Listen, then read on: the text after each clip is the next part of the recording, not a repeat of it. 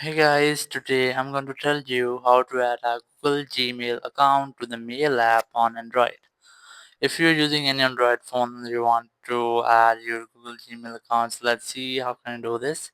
You just have to open your Gmail app here, just tap on it, and here you will get this type screen. Just tap on got it option, and here you must have to select your Gmail account here. If it's not, just tap on add another email address. To add another email account, is just select Google, and you can easily add another Gmail account if you want. But I'm going to continue with my account, so just open your Gmail app, and here just select your profile, then tap on tag me to Gmail.